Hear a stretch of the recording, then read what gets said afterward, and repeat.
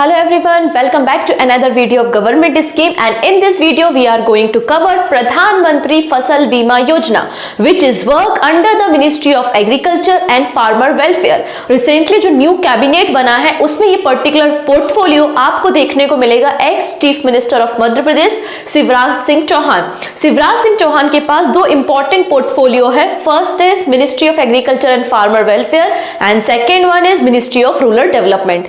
Okay, so हमारा topic of discussion I think आपको clear हो चुका है। आज हम प्रधानमंत्री फसल बीमा योजना को डिटेल में देखेंगे।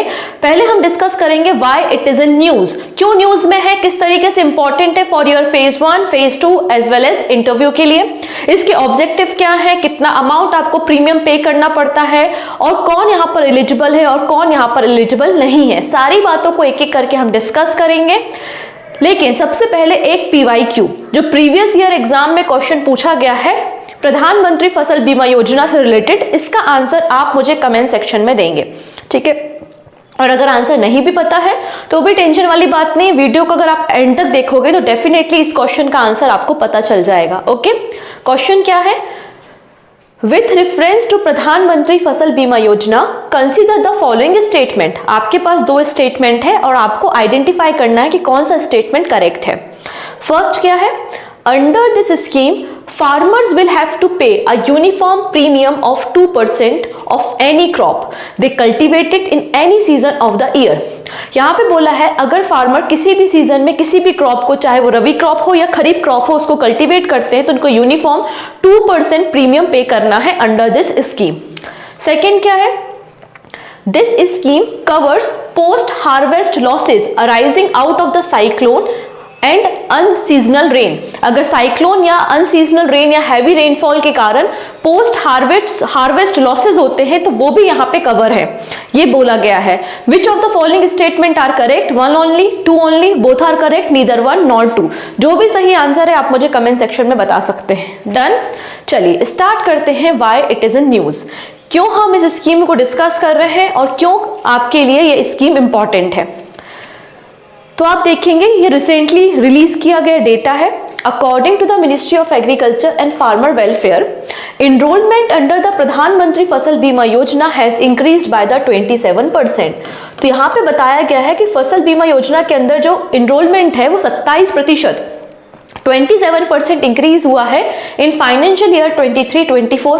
ठीक, नेक्स्ट है ministry also inform that past 8 years of the implementation of this scheme nearly 57 crore farmers application have been enrolled and 23 crore farmers applicant received claim। ये बोला गया है कि 57 करोड़ फार्मर्स ने 8 years में जब से इस स्कीम को लॉन्च किया गया है इनरोलमेंट किया है और 23 फार्मर्स जो हैं उनको अभी तक क्लेम मिल चुका है। ठीक है, तो ये रिसेंटली पब्लिश हुआ डेटा है, आप देख सकते हैं। ये PIB की न्यूज है 8 Feb 2024 की, ठीक है, जिसमें बताया गया है कि जो प्रधानमंत्री फसल बीमा योजना है इसके लिए कुछ और इनिशिएटिव्स को लॉन्च किया गया है। यहाँ पर आप देखेंगे कृषि रक्षक पोर्टल और हेल्पलाइन नंबर को लॉन्च किया है, साथ ही साथ सारथी पोर्टल को भी लॉन्च किया है। तो दो रीजंस मैंने बता दिए क्यों ये पर्टिकुलर स्कीम न्यूज में है और हमें क्यों कवर करनी चाहिए। ठीक है, तो आप देखेंगे union agriculture minister has recently unveiled new initiative under the Pradhan Mantri Fasal बीमा योजना। वो नए इनिशिएटिव्स क्या है? तो लर्निंग मैनेजमेंट सिस्टम, कृषि रक्षक पोर्टल और हेल्पलाइन 14447 एंड सारथी पोर्टल, ये कुछ इनिशिएटिव्स लॉन्च किए गए हैं अंडर द प्रधानमंत्री फसल बीमा योजना। इसका मकसद क्या है? इनका मकसद है फार्मर्स को एम्पावर करना, उनकी जो भी प्रॉब्लम्स है उसको रिजॉल्व करना, एग्रीकल्चर ट्रेनिंग प्रोवाइड करना जिससे वो सस्टेनेबल ग्रोथ कर सके, ये इसका एजेंडा है। ठीक है, ये करंट अफेयर्स में ऑलरेडी कवर किया था। अभी केवल मेरा पर्पस ये है कि क्यों ये स्कीम न्यूज में है, तो दो रीजन बता दिए। एक डेटा आप यहाँ देख सकते हैं कि मिनिस्ट्री ऑफ एग्रीकल्चर का डेटा था जिसमें उन्होंने बताया कितना एनरोलमेंट हुआ है, कितना क्लेम हुआ है और कितना इंक्रीमेंट हुआ है। ठीक है, और सेकेंड में आपने देखा कि PIB का डेटा है जिसमें लिखा हुआ है कि 3 नए इनिशिएटिव्स को लॉन्च किया है अंडर द प्रधानमंत्री फसल बीमा योजना, इसलिए ये स्कीम इंपॉर्टेंट है। ठीक है, क्या इसके पहले कोई और बीमा स्कीम नहीं थी फार्मर्स के लिए, क्रॉप्स के लिए? आंसर है नो, ऐसा नहीं है। इसके पहले भी कुछ स्कीम्स हमारी कंट्री में रन होती थी, जैसे कि 1985 में कॉम्प्रिहेंसिव क्रॉप इंश्योरेंस स्कीम को लॉन्च किया गया था। In 1999 national agriculture insurance scheme को लॉन्च किया गया था। In 2007 weather based crop insurance scheme launch की गई थी। इन 2010 में modified national agriculture insurance scheme को लॉन्च किया गया था। मैं इसलिए बता रही हूं क्योंकि इनमें से ही 3 स्कीम्स है जिनको मर्ज करके प्रधानमंत्री फसल बीमा योजना को लॉन्च किया गया है, इसलिए हम इसको डिस्कस कर रहे हैं। ठीक है, देख लेते हैं एक एक करके स्कीम के सारे पॉइंट्स को, लेकिन उसके पहले एक छोटी सी इंफॉर्मेशन है आपके लिए कि हमने आप लोगों के लिए SEBI grade A crash course launch किया है। अगर आप लोग भी सेबी एग्जाम की प्रिपरेशन कर रहे हैं तो फेज 1 एंड फेज 2 के लिए एक क्रैश कोर्स है जो कि अवेलेबल है ऑलिव वुड के एप्लीकेशन में। आप इजिली इसमें इनरोल कर सकते हैं ऑलिव वुड के एप्लीकेशन से। ठीक है, चलो। Hi, this is Anil. I was fortunate to be the All India Rank 1 holder in RBI exam back in 2018.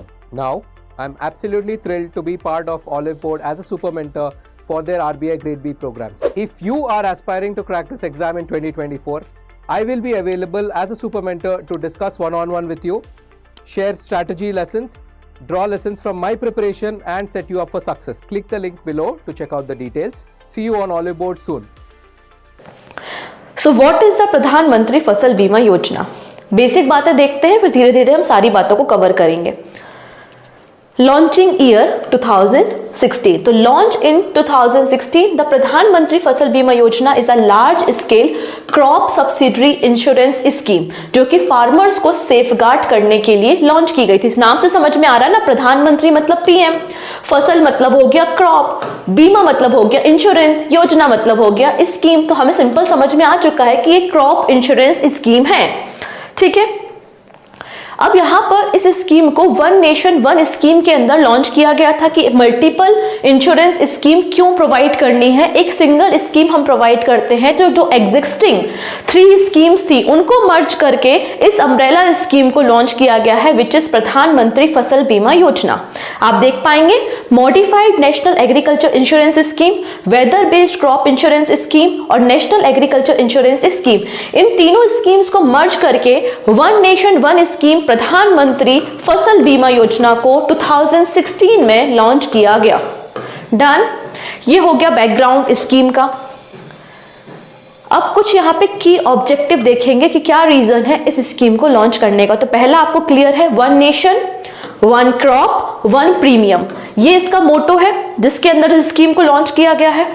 Targets क्या हैं या गोल्स क्या हैं? तो पहली चीज, अगर कोई भी फार्मर है उसकी जो क्रॉप है वो किसी भी वजह से खराब हो जाती है, फेलियर हो जाता है, कि हो सकता है हैवी रेनफॉल हो जाए, हो सकता है लेस रेनफॉल हो, साइक्लोन भी एक रीजन बचता है। कई बार क्या होता है, गर्मी स्पेशली जब समर का सीजन होता है तो खेतों में आग भी लग जाती है, फायर हो जाता है because of the electricity wires and lines, right, जो हाई एक्सटेंशन लाइन जाती है उसकी वजह से। तो क्रॉप्स के को जो डैमेज होता है तो फार्मर्स को इसको कंपनसेट करने के लिए इस स्कीम को लॉन्च किया गया है। सिंपल सी बात है कि यहाँ पे फार्मर अपनी क्रॉप का इंश्योरेंस करा सकते हैं और कोई भी लॉसेस होते हैं तो उस इंश्योरेंस अमाउंट को जो इंश्योरेंस फर्म्स है, इंश्योरेंस कंपनीज है, वो प्रोवाइड करेंगी।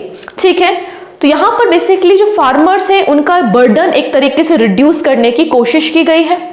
सो offer cost effective and extensive insurance coverage for the crops guarding against failure, damage and losses. ठीक है, ये इसका प्राइमरी पर्पस है। ठीक है, अब यहां पे जो कल्टीवेटेड एरियाज है पूरे एंटायर कंट्री में, मतलब चाहे कोई भी स्टेट हो, यूनियन टेरिटरी हो, तो इसका कवरेज पूरे के पूरे इंडिया में आपको कल्टीवेटेड एरिया में देखने को मिलेगा। पर्पस क्या है? Maintain stable income for farmers while promoting sustainability in the agriculture production. ये उसके कुछ ऑब्जेक्टिव आपको देखने को मिले। और भी है कुछ, क्रेडिट फैसिलिटी प्रोवाइड करना एग्रीकल्चर सेक्टर को। ठीक है, इसके अलावा encourage the adoption of innovative and modern farming practice among the farmers। Obvious सी बात है, अगर हमारा टारगेट है कि हमें फार्मर्स की इनकम को डबल करना है तो हमें उनके पास कुछ मॉडर्न टूल्स देने होंगे, कुछ नई प्रैक्टिस करानी होगी, ट्रेनिंग देनी होगी किस तरीके से और अच्छे से आप कल्टीवेशन कर सकते हो, तभी तो आपकी इनकम डबल हो पाएगी। ठीक है, इसके अलावा एक शील्ड की तरह काम करता है और रिस्क कवरेज करने का काम करता है and provide farmer with exemption from the GST. ठीक है, ये इसके कुछ की ऑब्जेक्टिव है। अब बात करेंगे डायरेक्टली हम इम्प्लीमेंटिंग एजेंसी कौन सी है। तो हमें पता है इसकी नोडल मिनिस्ट्री है ministry of agriculture and farmer welfare. The scheme is being administrated by department of agriculture, corporation and farmer welfare under the ministry of agriculture along with the empanelled general insurance company. यहां पर आप देखोगे, अभी मैं list बताती हूं आपको, 18 general insurance companies की लिस्ट है जिनके जरिए यहां पर इंश्योरेंस प्रोवाइड किया जाता है फार्मर्स को। ठीक है, एलिजिबिलिटी क्राइटेरिया क्या है? तो पहली चीज तो हमारी कंट्री के सारे फार्मर्स एलिजिबल हैं अंडर दिस स्कीम।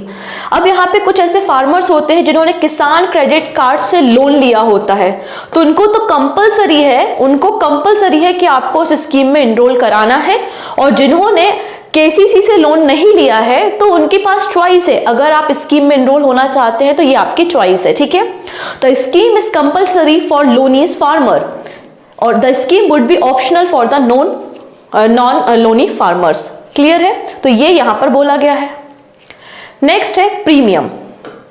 तो यहां पे सभी क्रॉप्स के लिए प्रीमियम सेम नहीं है। रबी क्रॉप के लिए, खरीफ क्रॉप के लिए, सीजनल क्रॉप हो गई आपकी या फिर आपके कमर्शियल क्रॉप्स हो गए, सबके लिए अलग अलग प्रीमियम अमाउंट है।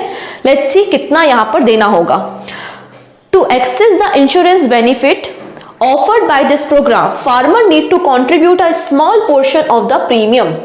ठीक है, the contribution rate differ based on the type of crop. अगर खरीफ की क्रॉप है तो आपको 2% यहाँ पे प्रीमियम पे करना होगा।